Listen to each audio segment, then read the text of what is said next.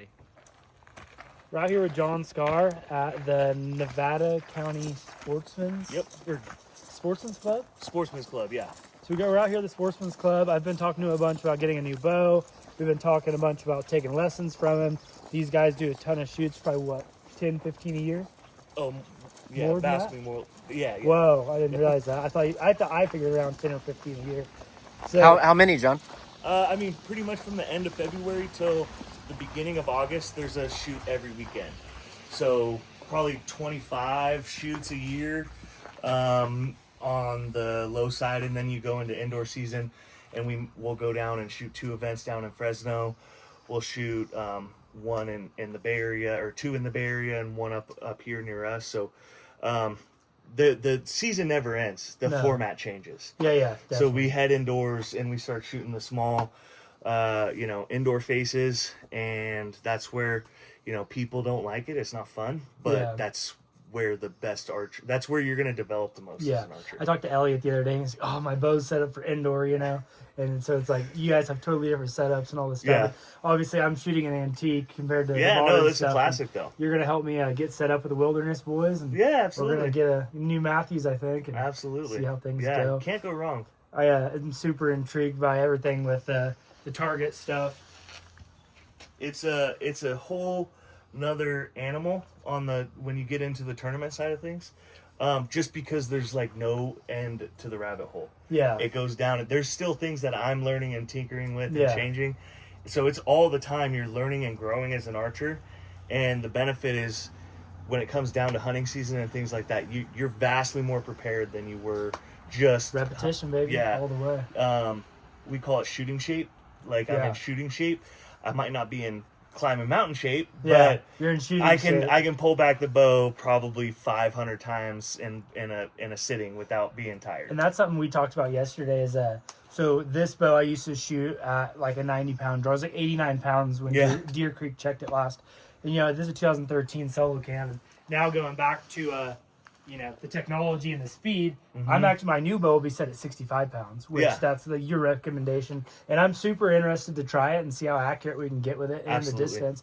But, shooting these small arrows and all this stuff is so different. I'm so outdated, but, I started shooting a bow.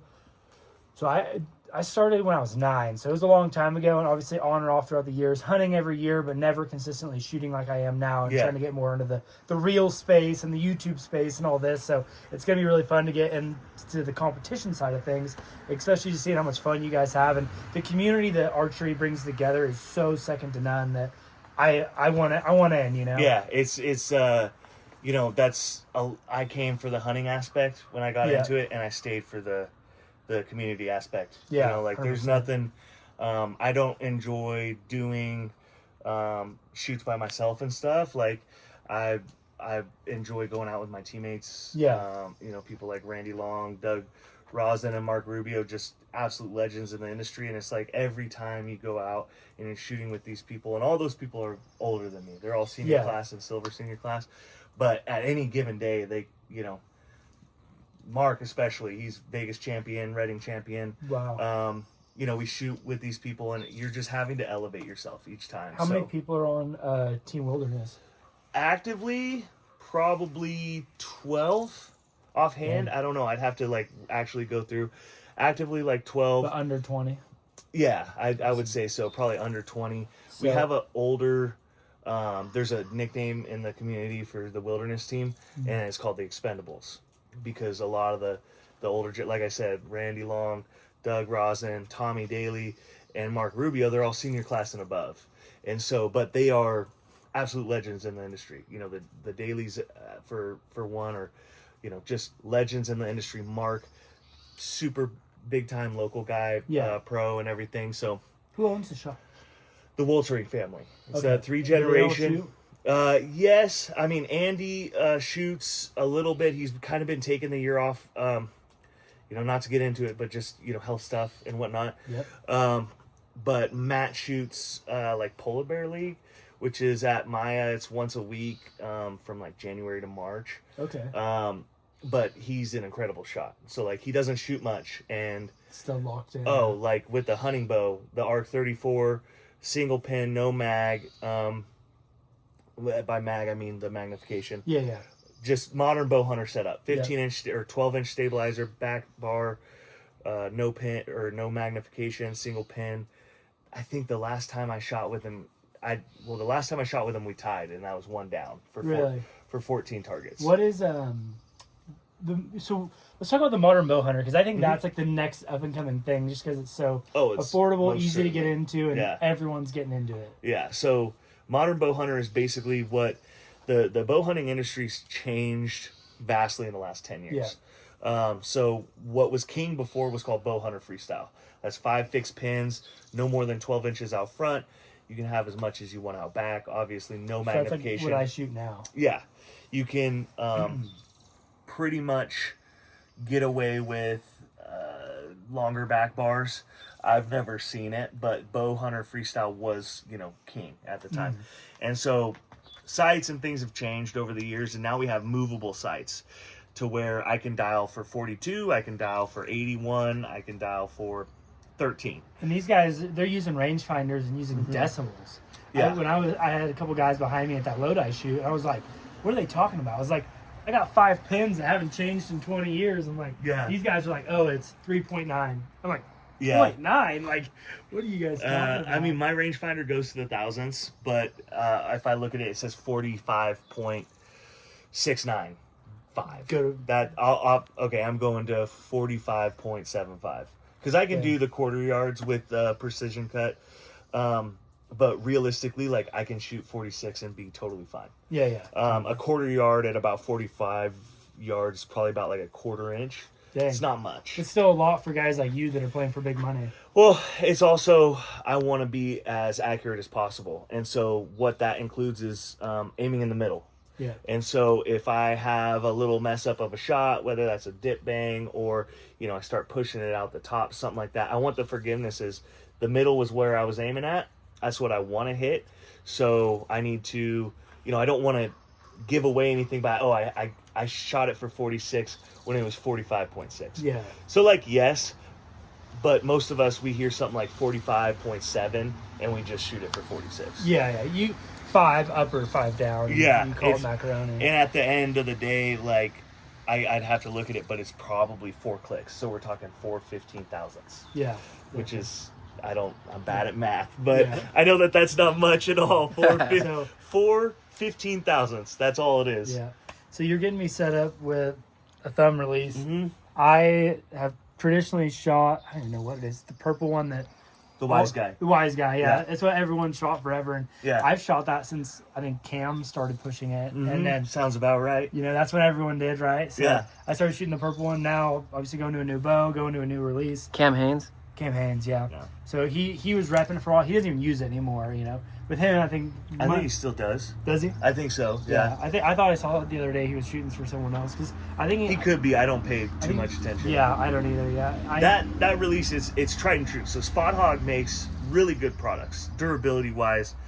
They're always going to be a touch heavier than say like an Excel or something like that, but durability wise, they're stout. You can chuck your bow on the ground. That sight's not going to move. You can run that sucker through the dirt, draw the bow back, and know that it's still going to release. The only thing I don't like is the double Allens to adjust pins. Yeah, there's a reason for that, though. Yeah. A wedge, you put the 2 wedges on top of that, and it really helps. I totally get it. I think it's for stout, like to be stouter, but to sight it in, it's like, you just a little too much. Just like a little much here and there, but no, I'm excited to get a new bow built and get it dialed in. Have you start doing lessons maybe once a week or something, and get to on that level where we can start doing this modern bow hunter stuff. And it's the time right now because this is the first official year modern bow hunter will have a championship class at Reading. Really? And so it's gonna blow up. Yeah. It's basically going back to that. The having this. Everyone who hunts nowadays, they're primarily doing long front bar, 10 to 12 inch back bar, a moving sight up and down so that they can get out to distance and not have to stack pins and things like that. Yeah. So the whole industry's changed. We don't sell a whole lot of 5-pin fixed sights anymore. We sell the UV slider, the XL driver, the Proof, I think it's called. dialed. Yeah, The dialed. dialed sight. And even things like black gold is kind of in that same category as spot hog, where very, very, it's like tried and true, right? Yeah. It's the 308 and the 30-06 of the bow industry. Yeah. Is the spot hog and your black gold.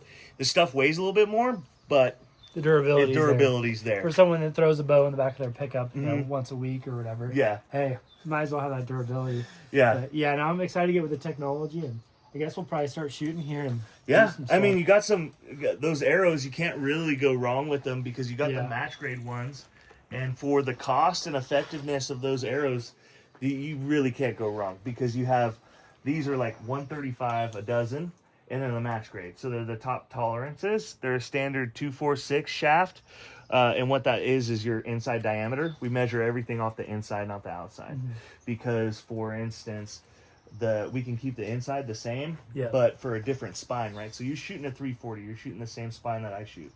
And so the 300 requires more material. Yeah. That's where that outer diameter changes vastly. Yeah. So that's why we measure everything on the inside. So this is basically your standard shaft, 246, in the top quality version, which is the match grade. And so, I mean, you can't really, the only arrow that I like a touch more than this is the 6.0, the Sonic 6.0. It's a touch lighter. It's a touch more, it's like $30 more expensive. Do you run wrapped arrows? I usually run them wrapped, but... So I didn't realize how much of a thing that was. When I was at Lodi, a bunch of guys were talking about it, and I was like, just taken away, because they're like, yeah, it's more weight on the back, which could be an issue, but it's easier to clean, all this stuff. And I was like, geez, I'm like, there's so much. I usually run a wrap, and that's because the last thing I want to do is take a blade towards my carbon. Yeah. And so anytime I can keep a blade off of the carbon, drop it in water, peel it off, makes it easier. Yeah. However, these are tournament arrows, very specifically designed for the upcoming Olympics. These are vastly heavy, super, super heavy. Yeah. And so I need really small fletchings, huh? Yeah, this is the FFP 187, but this is what I've been running all year. The AE Max 2.0s, very, very consistent, very, very popular outdoor vein. I typically haven't shot AE veins. I really like the FFPs. They're very durable. What does a set of these run for a dozen? I mean, the shafts with alone, the titanium tips. with the tungsten tips, I think the tips on the 3.2s are a bit cheaper than the original X10s, which was I think they're like $250 a dozen for the points, and then they're about $410 for the shafts. Dang. So how long does an arrow last? Do they, like, you just break them first day? Some people that don't know how to use it, or they last for a long time, or? Yeah. So I'm probably gonna jinx myself with this. We call it anything not to happen. We call it like an archer's dozen. That's 11 arrows. Yeah. And that luckily I've been able to shoot this year without losing any. Now, usually you lose one the first day. You know, something happens. Then it turns into an archer's dozen. Turns into an archer's dozen. So, I mean, it just depends. Like, my arrows last year, I only shot 1 dozen arrows, and I finished with like 8 or 9 for the year. So it's worth the price to get the proper. Yeah, well, absolutely. On their especially. Yeah, most definitely, because there is the X10, the design of the X10, machining and science can't produce a better arrow than an X10 right now. It's just impossible. We can't get tighter tolerances. We can't get more consistency than what the X10 provides. So your shafts, this is carbon on the outside, but there's an aluminum core. Oh, so they are aluminum core. So remember when aluminum arrows were a thing, you know? Yeah. Shot aluminum arrows, and that's phased out.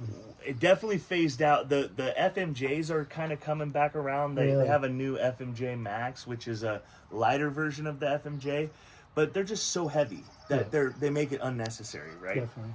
The benefit to aluminum is just how controlled and how it's the tolerances and everything for aluminum. It's tight. Yeah. It's been around for years, right? They're not Carbon's so new. Still fairly new, things like that. But Easton makes, there goes another one. Easton makes AccuCarbon. It's a little bit different process. Does anyone else make arrows that's not Easton? Because I think everyone shoots Easton, right? Like, Easton's definitely like the it's like the state they're of the it, giant yeah. in the industry. Easton was the first archery shop in the United States, or the oldest archery in 1920, I believe they opened up down in Dang. LA. They closed their doors shortly after that, but they've been around since 1920, and at least, and they build kind of like the industry standard for arrows. Yeah, for sure. But you have other companies like Gold Tip, and then you have Victory, which is actually a golf company. They make golf shafts, and they broke into the Is Easton from baseball? Is that the same Easton or no? same Easton. Okay. But Really? Easton is But so Victory's from golf? Victory's from golf. Okay. It's the same people that make the shafts. Okay. And they're like, well, we already specialize in carbon and Yeah. and So they do graphite. arrows. And they're like, Again, another correlation. yeah, let me break into the archery scene. So that's Yeah. how they did that. Huh. Well, I guess probably enough bullshit, and let's get to Yeah. shooting. Let's shoot some arrows. Yeah. So on this one, this is the easiest way to do it. Let me see. So you lock it. I take my middle finger like that, and then I just use it to push it in. Okay. Now remember, this is soft, so you're just gonna squeeze and then keep squeezing. Squeeze and keep squeezing. You're gonna have, because you're new to this button, that click is gonna freak your brain out.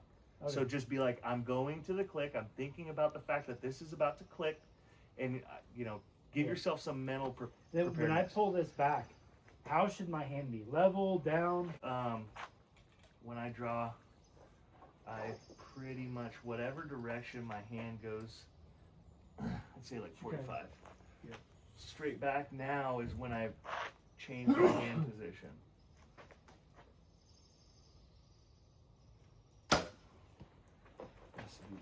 So the second one's 40, right? Yeah, the second one's 40. Oh yeah, middle. The thing that's important with this is how you come into your face. Yeah. So you're gonna come in, it's gonna make this little, you're gonna hold it in that first groove, not the deep one like that. Yeah. So you get in there like that, and this is gonna make that little V. You're gonna tuck right in, just right there, right on that L, and anchor normal. Huh. Yeah. Crazy way to do it. Go ahead and give it a try. Make sure you don't I'm gonna blow your hand up or something. If you're on this line right here, you don't have to range it. It's whatever the bail is. Okay. Yeah, it's legit. Whatever you do, don't let go of that release. Yeah. Yeah. So you're in this, In this groove right there. Just like that. Yeah. and it shouldn't go off. No, As it long won't as go my off. thumb's behind Yeah, it. yeah. As long as your thumb's behind it, it's only going to go off if you make it go off. God damn. There we go. Fucking sore. Good. Now I'm just going to start squeezing on that. Whoa, God fast. damn, Scared that the is- shit out of me. That is so touchy. Yeah. You got to slow down there. But that's in there right at 3 o'clock. God dang. I was like, okay, I'm gonna feel the first stage, and it just went off. I was No, like, yeah. I really gotta slow down. Slow. How slow can I squeeze this trigger? Think of it like this. I don't slap my rifle trigger, right? Yeah. I don't just rip through it like that. Yeah. I'm not going to rip through it with this So- release. What is so? I posted a video of me shooting 100 yards on YouTube. People are like, the way you draw is so shitty. Like, you need to figure out how to draw better. What can I do to draw better? So I see guys like drop down and do it. Like, what is So, the right way to do it? Like the primary way to do it is basically getting your hand at about that forehead level. But when we're coming up, and you see, like, even when I do it and I'm coming up to draw, I'm basically setting my shoulder is what I'm doing. So I'm getting my shoulder set in the proper position where I want it to be. So I come up, I get it above. Now I set my shoulder in place, then I drop it down and draw through. So I'm on target safely, you are a right? little high. Yeah. X. Gotta be. Man, if I shot like this every day, I could be something. You're something, bro. There you go. Basically, the reason why these people are telling you that you draw shitty. First off, they're on YouTube, so Yeah. fuck them. Nice and slow. I you jerked clinched. forward. Yeah. So that's called creeping, right? Yeah. An anxiety response to the fact of doing something new. Well, but you started squeezing slow, so that's the good part. How does my draw length look? It looks fine. It looks fine. Yeah. Because I feel like it's super long now. For I'd have to look at your front shoulder, but the reason why they're giving you shit about your draw is because you're doing this. So you're isolating your shoulder muscles and that rotator cuff. Long term, that's going to damage your rotator cuff. Well, I feel it now. So definitely when we get you set up with a new bow, let's get you set at a poundage. poundage. I wonder if we could just fucking drop this down. How much can we drop this? Do you know? I'd have to look at where we're at. But like I don't mind just going out to shoot the bow and hang out with, and teach people. For me it's more satisfying just helping people get better. I was telling someone that. I was like, you can break into my house. I was like, don't worry about the pistol. I was like, worry about the fucking muzzy broadhead going through Yeah, I know, right? You're not gonna hear it coming. No, it's quiet. It's quiet, and the only people that might know like what deer know what a string slap sounds like. When the string hits this thing right here, the draw stop or the string stop. But a thief don't. Yeah, he's gonna be like, "What's that?" It would go through it, right? Human? Oh, yeah. Like butter. Butter. So that one was dead on. Let me see if I can group them that way. It's probably how you yours. Oh damn it! I fucking fell. John, did your eyes good? Like, did you have like LASIK and stuff like that? Because I feel like this is such a vision game. Yeah, no, I haven't had any LASIK or anything. I have decent eyes, but I don't have anything special. Alright, because I can't really. I didn't even know what target you guys were going for at first. I'm like, I'll just look at you guys, dude. I don't even know what's going on in there. Yeah, I mean, I can shoot. Without 30. the scope, I'm saying it's like, or the glass or the binoculars. It's hard. Yeah. Binos.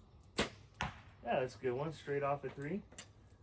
So maybe the altitude's not off that far. For you, probably not, right? It's shooting right though. Yeah. Shooting right. Just keep shooting. We want to shoot a group first. That's a yeah. Oh, I'm not gonna change nothing. I'm still hitting tall. Oh, that was a 2-flex, wasn't it? I just realized I've been shooting my 20 pin, not my 30 pin. Oh. No wonder the height seemed decent. Yeah. I'm just getting the release down. I'm not worried about the target right now. Yeah, I'm like my new bow. I want to get a quick release quiver where I could take it off to go to competitions. Detach? Yeah. I see Matthews makes a dope one. And it's very, very quiet. There you go. Keeping that muscle engaged. Yeah, it's still underneath it, but that's fine. On a site like this, to start, we can just change your whole we can just move the whole site down. Yeah. And it'll keep your pins pretty close, but you're gonna start seeing a change out right at like now, 60. I'm not even worried about it. I'm worried about shooting the release, and we'll have a new bow in a week or two and be done.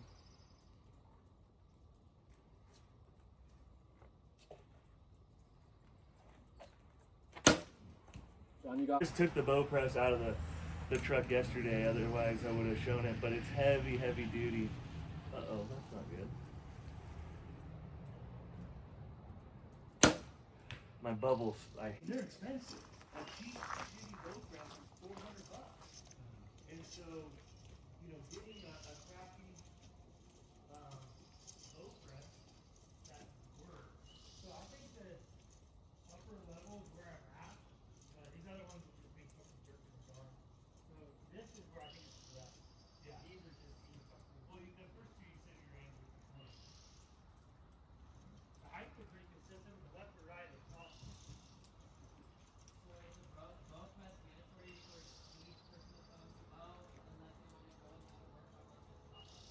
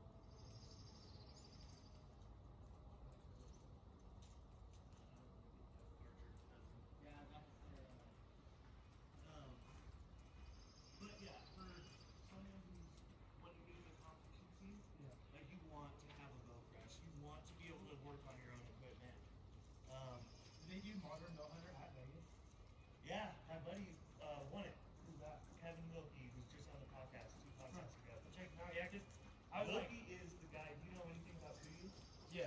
So he's the one that you see in all their advertisements. He was going over the. He's wearing their gear. That's what that thing is, right? Well, so Yeah.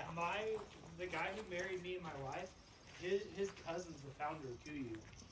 The one that killed himself. Yeah, Jason. Yeah. So that's Yeah. That's Skarrchery's cousin. Oh, okay. That's awesome. So he's starting a guide in Alaska. I hit him up. He's got 1 million followers. I hit him up. I was like, hey, I'm interested in fucking a couple different deals in Alaska. Like, let's try to set something up. He responded like a second. He's like, yeah, bro, text me. I'm like, oh, okay. You really founded fucking Under Armour. $50. My Yeah. pants, I have Sitka pants. Dude, the pattern's literally like wearing off. Let's see if I can pull up the owner from Wilderness's hunt in Alaska last year. God damn. That was on my fucking jacket. We're gonna need the knife for that one. Yeah. All good. What is your other one this touchy? Yeah, but I can make it cold if you want. You want it nice and cold? I don't know. I think just to learn maybe. Yeah, I can make it cold. I better learn hot because then I'll fucking adapt No, it. no, it's hot isn't necessarily the solution, but it's definitely. It's well, I'm just used to a release. I can just fucking throw it around and no issues, you know. Where's my small Alice? There we go. God damn, that one. I barely adjusted my jacket and fucking went on. So what I do when I have a collar is I take it. I almost had to take it off. You could do that, but I do this. That's gotta be the way to do it. Yeah. Yeah, 'cause I was like adjusting and it just I didn't have my thumb on. My thumb was behind it still. It still went on. Yeah, that's pretty common, honestly, dude. So there's on this release there's 2 adjustments. You have your tension and your travel. So I don't think I'm gonna adjust the travel for him just I yet. didn't travel to get his attention. So Just hot got- means sensitive, cold means less Yeah. sensitive. Yeah, it requires more pressure, right? So I'm going to, I have to crack off the set screw, and then I'm going to tighten this down, and that's going to create a heavier trigger. So I gave it 2 full rotations there. Yeah, So this is what makes it. this is what makes it go. engaged. Yeah, That's okay. that's what makes the bow go bang. And you just get on there. Yeah. Well, bless you. Not mine though. Yeah. Yeah, Yeah, it's like a steering wheel, the whole paw, right? just insane. Like. Yeah. It's just fucking. And the claws are like Yeah, I this was about long. to say with steak knives. Yeah. Right, like for claws.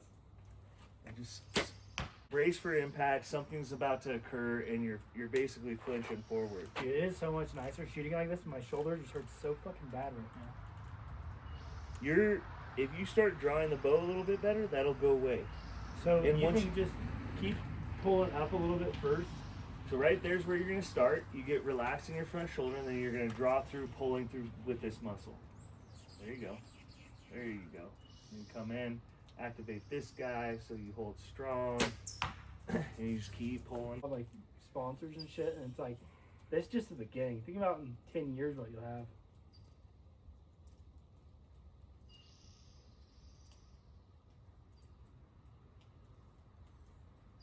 That one got me by surprise. It took too long. I mean, You've been doing this for a minute though, right, John? I feel like ever Yeah. since like high school, and I was in like in direct contact with you. I feel like all your content was tournaments. I'm like, what the fuck is this guy? This little archery shit. Like, what the fuck is this? yeah, no, I mean, I fell in. But then you're like, oh yeah, like holding medals and shit like this, and there's like fucking competitive. I got it. Well, I didn't even know it was as cool as it was.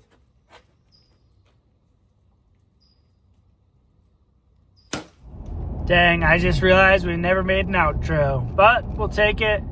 Got my phone up on the dash stand, and I just gotta say thanks for watching. If you made it this far, it was really fun shooting with John Skarr. I've been talking to him a bunch. I ended up getting a release from him and getting all set up.